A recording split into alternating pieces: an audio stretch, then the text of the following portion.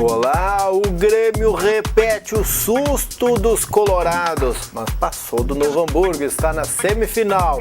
E lá em Erechim, quem diria?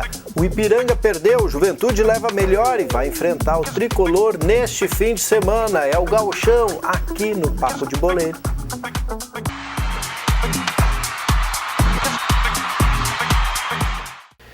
E a quinta-feira tinha tudo para ser tranquila para os torcedores do Tricolor, assim como nós imaginávamos que seria tranquila para o pessoal lá de Erechim, do Colosso da Lagoa, e como nós já falamos aqui, Helena Bazege em outras vezes, nunca faça previsão para o Gauchão. Eu larguei previsão nenhuma mais.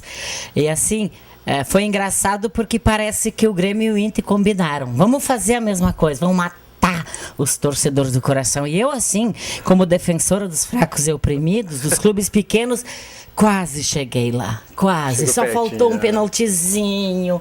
Puxa vida. E assim, eu já estava pensando na quarta-feira, se o Cruzeiro passar, a chance que o Lajadense teria perdido, eu já estava assim, cheia de planos, fazendo.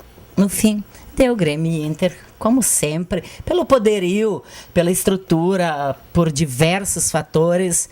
É quase obrigatório que eles se classifiquem, né, Márcio? Com certeza. A Helena, que fez a cobertura do jogo de Grêmio e Novo Hamburgo para o Jornal Informativo, Helena, o Grêmio mereceu. Quer dizer, o resultado acabou no empate, né? Pênalti é loteria e o Marcelo Groi foi abençoado porque até com o pé defendeu a criatura. Não é a goleira da seleção por acaso, tem que ter sorte também, né? Mas o Grêmio mereceu seguir o caminho, o Novo Hamburgo mereceu. Assim, ó, qualquer um que classificasse estaria bem classificado, porque o Novo Hamburgo tem um time experiente, um time de bons jogadores muito rodados. É um clube que sempre investe. E assim, na hora das penalidades, ao contrário do Cruzeiro, que é uma meninada, eu pensei, bom, o Novo Hamburgo tem jogadores mais experientes e vai se dar bem. Tanto que o pênalti errado pelo Grêmio foi do Everton. Quando eu vi o Everton indo bater, eu disse, meu Deus, o Filipão colocou um menino. E o guri sente, não adianta. E ele errou.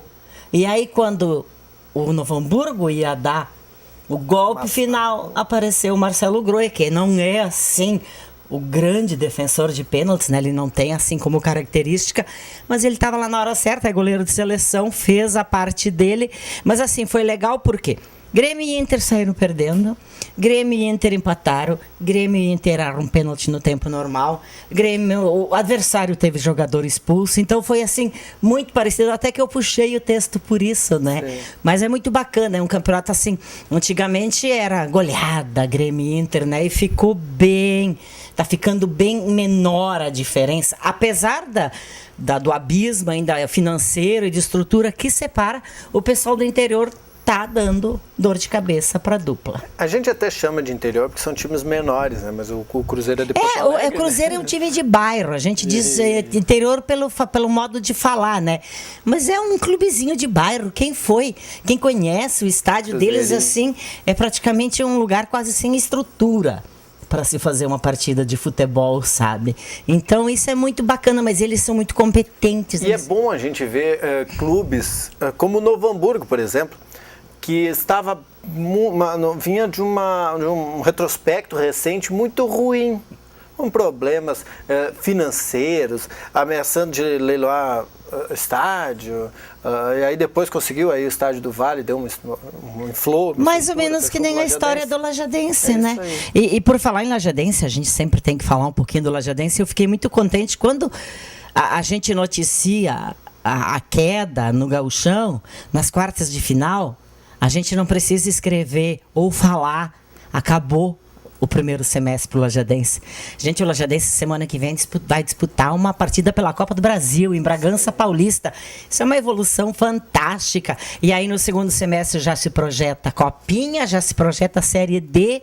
Então é diferente do que tu escrever assim, terra arrasada, né? Até porque o Lajadense novamente fez uma grande campanha no Gauchão, né? E com outro diferencial também. Quando acabava, Lajadense está fora do Gauchão. Aí você já imaginava, bom, agora o presidente vai desmontar todo o time, vai cada um pro seu canto, acabou, e aí no segundo semestre vai pegar a gurizada para jogar a copinha, e depois no ano que vem volta o Lajadense. Esse ano é diferente. A matéria de hoje, inclusive do jornal, traz que o presidente pensa em contratação de alguns nomes emergenciais para enfrentar o Bragantino. Sim, eles estão tentando alguns nomes, é muito rápido, né? O Gauchão acabou agora, eles estavam olhando alguns destaques, mas eu já vi que alguns nomes assim que eu suponho que eles queiram, que foram jogadores que se destacaram, já tem Inter, já tem clubes maiores interessados, mas o Mário sempre pensa à frente. O Mário sempre quer mais, e isso também é uma das filosofias que levam o clube à vitória, né? Com certeza. O outro resultado de ontem, mais uma previsão feita, mais uma previsão errada. Ontem apostamos quase, Helena, aqui que Ipiranga, pelo retrospecto, por dentro do campeonato, pelos seus jogos, ganharia do Juventude lá em Erechim, no Colosso da Lagoa. Sabe o que pesa nessa hora, Márcio? Nome. Como pesa lá naquele penaltizinho que falta, naquele detalhe que falta para classificar Cruzeiro, para classificar Novo Hamburgo, nome. O Juventude tem nome, o Juventude tem títulos, o Juventude jogou 11 anos o Campeonato Brasileiro, entende? Não adianta, na hora... sempre é um diferencial. Eles não vinham bem, eles vinham... Mas assim, eu fiquei surpresa. Eu achei que o Ipiranga ia oferecer mais resistência. Não estava cansado, Helena? Porque aquela história do clube do interior que dá tudo no início, foi o que o Ipiranga fez. Teve lá também beirando os primeiros... Bom, ficou em terceiro, estava em terceiro, E né? falar em cansaço foi uma das coisas que pesou contra o Lajadense. O Lajadense jogou 2 vezes em Rio Grande em um espaço de 3 dias. 1.600. Fez 1.600 quilômetros. Então é uma coisa que pesou contra o Lajadense também, apesar de toda a preparação física ser assim excelente. Aliás, um modelo para o estado, porque ela é tão eficiente, ela é feita de uma metodologia tão cuidadosa que ela evita lesões.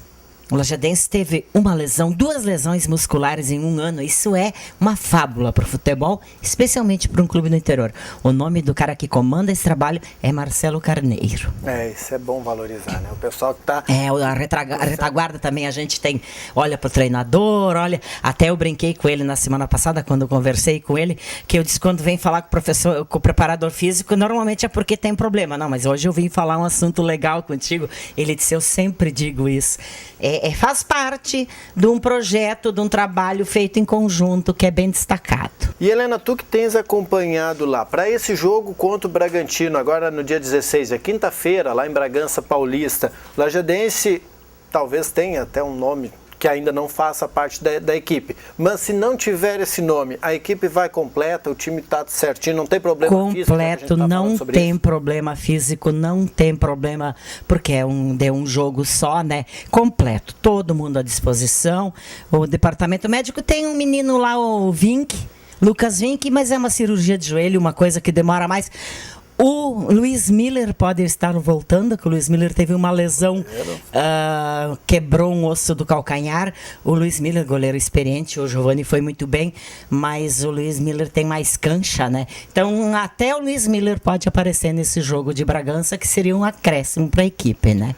A próxima quinta-feira vai ser um espetáculo. Lá em Bragança Paulista vai ter Bragantino e Lajeadense, com chances de passar a segunda fase, já que ganhou aqui em Lajeado, foi 2-1.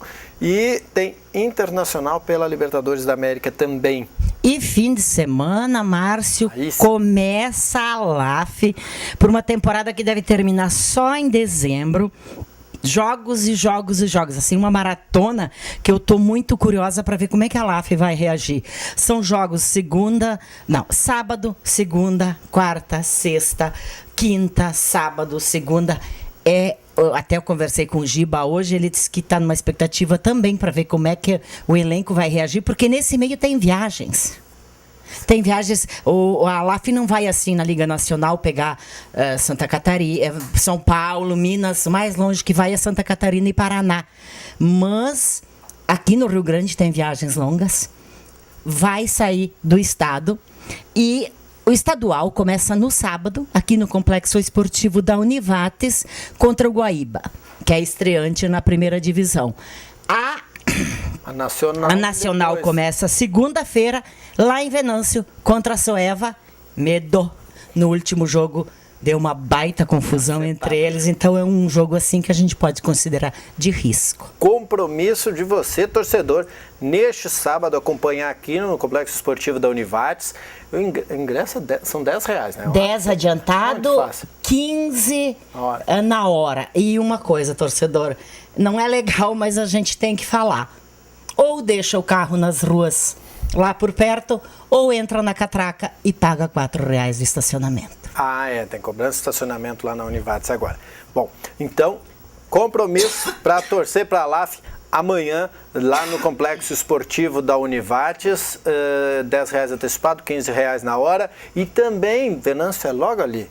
Segunda-feira, compromisso de estar lá em Venâncio Aires, garantindo força na torcida da LAF, porque em Teutônia, naquele outro dia que ela foi campeã, foi feia a pegada. Foi feio. Lamentavelmente deu briga, enfim, pauleira e tudo mais. Além do compromisso da LAF, esse fim de semana, então, para colorados e gremistas, tem jogo. Tem Brasil de Pelotas Internacional, o jogo vai ser lá no estádio Aldo da Puzo, no estádio do São Paulo, em Rio Grande. O jogo vai ser amanhã às 4 da tarde, neste sábado. E no mesmo horário, aí jogo de televisão, provavelmente, né, Helena? O jogo da TV. Juventude e Grêmio no Alfredo Jaconi, lá em Caxias do Sul. Começo das semifinais, agora esta fase em ida e volta, ao contrário das quartas de final, que foi um jogo único. Mas se tivesse ido e volta, quem sabe, né? Bom, já foi, esse ano já foi. Nós voltamos na segunda-feira, depois do Redação Informativo, para falar como foi o fim de semana, a expectativa da LAF, né? Tem, quem sabe, resultado positivo, que o Guaíba está chegando aí da Série Prata, é bom para dar uma chapuletada já começar bem alto astral. Isso, mostrar que até lá. A LAF tem bastante futsal. Bom fim de semana a todos, até mais.